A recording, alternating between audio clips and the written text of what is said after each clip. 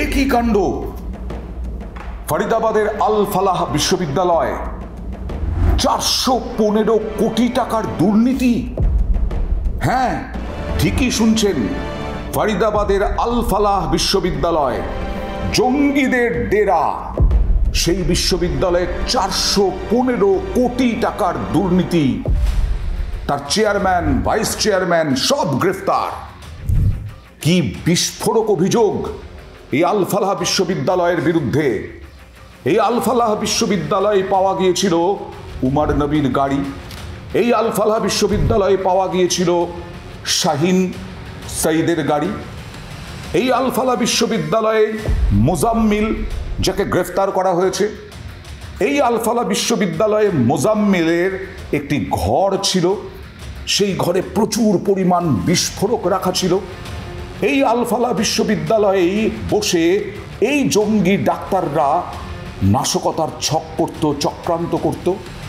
তাহলে কি মোজাম্মেল, শাহিন সঈদ বা উমর নবী সহ আরও যারা ডাক্তার জঙ্গি এই আল ফালাহ বিশ্ববিদ্যালয়ের মেডিকেল কলেজের, তাদের কাছে টাকা যেত?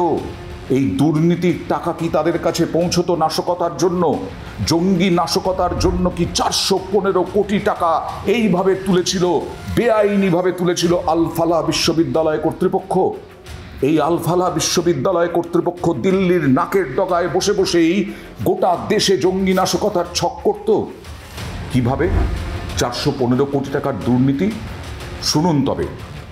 ভুয়ো স্বীকৃতি দেখিয়ে, ভুয়ো স্বীকৃতি, ন্যাক রয়েছে না, ন্যাক অর্থাৎ যাদের স্বীকৃতির প্রয়োজন হয় বিভিন্ন বিশ্ববিদ্যালয়ে, এবং সেই ন্যাকের গ্রেডেশন হয়, যে গ্রেডেশন নির্ভর করে ওই বিশ্ববিদ্যালয়ের বিভিন্ন পড়াশোনা থেকে পরিকাঠামো সমস্ত কিছু মিলিয়ে ন্যাক পয়েন্ট দেয়। সেখানে ন্যাকের A grade, B grade, C grade এই সমস্ত কিছু নির্ভর করে এই ন্যাকের ওপরে।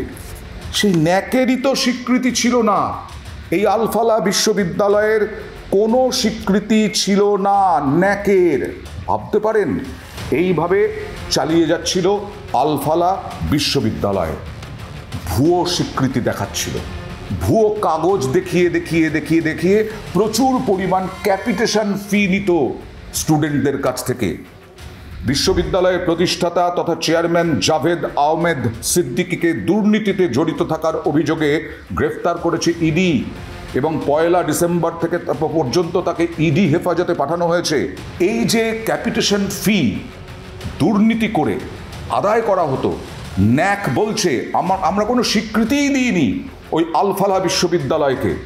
তার যে প্রতিষ্ঠাতা, যাকে গ্রেফতার করা হয়েছে জাভেদ সিদ্দিকী, তা ব্যক্তিগতভাবে ব্যবহারের জন্য কাজ করতেন ওই টাকা। ব্যক্তিগত মানে পাওয়া তো গেল জঙ্গি ডাক্তার এবং তাদের গাড়ি, পাওয়া তো গেল প্রচুর পরিমাণ বিস্ফোরক। এই টাকা দিয়ে কি পুষতেন জাভেদ সিদ্দিকী জঙ্গি? হরিয়ানার ফরিদাবাদের এই বিশ্ববিদ্যালয়ের আর্থিক দুর্নীতির তদন্তে নেমে কি জানা যাচ্ছে? সরকারি স্বীকৃতি না থাকলেও তা রয়েছে দেখিয়ে লাভ করেছে বিশ্ববিদ্যালয়। ভুয়ো নথি দেখিয়ে 415 কোটি টাকা লাভ করেছে। কি উদ্দেশ্যে? কি উদ্দেশ্যে? কি ভয়ঙ্কর উদ্দেশ্যে? চক্রান্তের উদ্দেশ্যে, ষড়যন্ত্রের উদ্দেশ্যে। পড়ুয়া এবং তাদের অভিভাবকদের ভুল পথে চালিত করত। বিশ্ববিদ্যালয়ে কোটি কোটি টাকার অনুদান প্রাপ্তি হতো। ভুয়ো নথি দেখিয়ে অনুদানও নিত, এবং সেই টাকাই ব্যবহার হয়েছিল নাশকতার ছকে। অর্থাৎ হাজার হাজার কেজি বিস্ফোরক, যার টার্গেট ছিল বহু মানুষের প্রাণহানি, একটা গোটা জায়গা ধ্বংস করে দেওয়ার, সেই যখন অসফল হলো জঙ্গিরা, তখনই উমর নবী সে আত্মঘাতী বিস্ফোরণ ঘটালো, এবং তাতে আমাদের দিল্লির আবার প্রাণঘাতী হামলায় বেশ কয়েকজনের প্রাণ গেল। এই জাভেদ আহমেদ, তাকে দিল্লি বিস্ফোরণের পরে তার নাম উঠে এসেছিল, কারণ আল ফালাহ বিশ্ববিদ্যালয়ের যেহেতু তিনি প্রতিষ্ঠাতা। অর্থ তছরূপ প্রতিরোধ আইন লঙ্ঘন করেছেন। এছাড়াও তদন্তকারীদের একটি সূত্র বলছে বিশ্ববিদ্যালয়ের সব ব্যাংক অ্যাকাউন্ট এবং আয়কর রিটার্ন একটি প্যানের অধীনেই চালিত হয়েছে। তদন্তকারীরা মনে করছেন প্রতিষ্ঠানের আর্থিক নিয়ন্ত্রণ রয়েছে একটি ট্রাস্টের হাতে। জানা যাচ্ছে 2000 কিভাবে আয়কর রিটার্নের নথিতেও কারচুপি হয়েছে, আয়কর রিটার্নের নথিতেও কারচুপি, কারচুপির পর কারচুপি, আর সেখানেই জঙ্গি ডাক্তার। দেখুন 2014-15 অর্থবর্ষে 30.89 কোটি, 2015-16 অর্থবর্ষে 29.48 কোটি বিশ্ববিদ্যালয় অনুদান পেয়েছে, দেখানো হয়েছে আয়কর রিটার্নে। 2016 সেখানে অর্থবর্ষ বিশ্ববিদ্যালয় নিজের আয় পড়ুয়াদের পাঠদান করার বিনিময়ে রোজগার হিসেবে দেখিয়েছে। 2017-18 অর্থবর্ষে এই আয় অনেকটাই বৃদ্ধি পেয়েছে।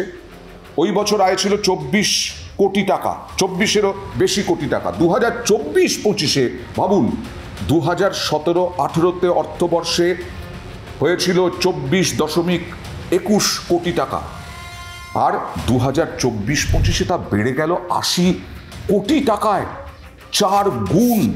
4 গুণেরও বেশি। 7 বছর, মাত্র 7 বছরে একটা বিশ্ববিদ্যালয় ভুয়ো নথি দেখিয়ে, কোনো স্বীকৃতি নেই সেই বিশ্ববিদ্যালয়ের, ইউজিসির ভুয়ো নথি, ন্যাকের ভুয়ো নথি দেখিয়ে 415 কোটি টাকা আয় করল, বেআইনি রোজগার করেছে। তদন্তে এও দেখা গেছে, কি দেখা গেছে, যে বিশ্ববিদ্যালয়ে পড়ুয়াদের থেকে নেওয়া ফির টাকা ব্যক্তিগতভাবে ব্যবহার করছে কর্তৃপক্ষ। আলফালার মুখ্য অর্থনৈতিক অফিসার মোহাম্মদ রাজি জানিয়েছেন, বিশ্ববিদ্যালয়ের আর্থিক বিষয়ের সিদ্ধান্ত একাই নিতেন এই চেয়ারম্যান সিদ্দিকী। আসলে কে এই জাভেদ সিদ্দিকী? কে জাভেদ সিদ্দিকী? কি আসলে ওখানে জঙ্গি ঘাঁটি গড়ার জন্যই বিশ্ববিদ্যালয় গড়ে তুলেছিল? কেন তাহলে স্বীকৃতি, ভুয়ো স্বীকৃতি দেখানো হতো? কেন স্বীকৃতির জন্য আবেদনই করেনি এই বিশ্ববিদ্যালয় কর্তৃপক্ষ? দিল্লি বিস্ফোরণের কয়েকদিন আগে পুলওয়ামায় যায় উমর নবী এবং তার মোবাইল ভাইকে দিয়ে আসে। 10ই নভেম্বর দিল্লির কাছে আপনারা জানেন বিস্ফোরণ হয়, তাতে প্রাণ হারান এখনো পর্যন্ত 15 জন, এখনো পর্যন্ত যা পাওয়া গেছে।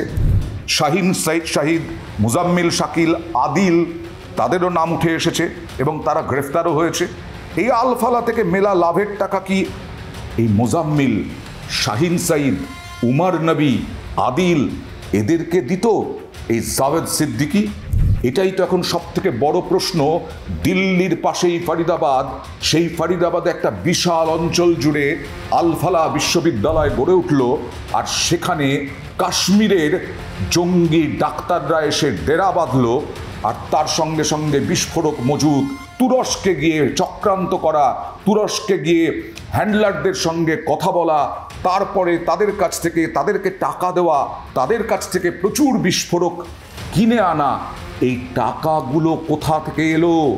415 কোটি টাকার দুর্নীতি একটা বিশ্ববিদ্যালয়ের, যে বিশ্ববিদ্যালয়ে জঙ্গি ঘাঁটি, যে বিশ্ববিদ্যালয়ে জঙ্গিদের ডেরা। প্রশ্ন উঠছে স্বাভাবিকভাবেই, ভয়ঙ্কর ভয়ঙ্কর এই আলফালা বিশ্ববিদ্যালয়ে তার ভূমিকা, এই বিশ্ববিদ্যালয়ের ভূমিকা নিয়েই এখন সন্দেহ পরের পর দানা বাঁধছে।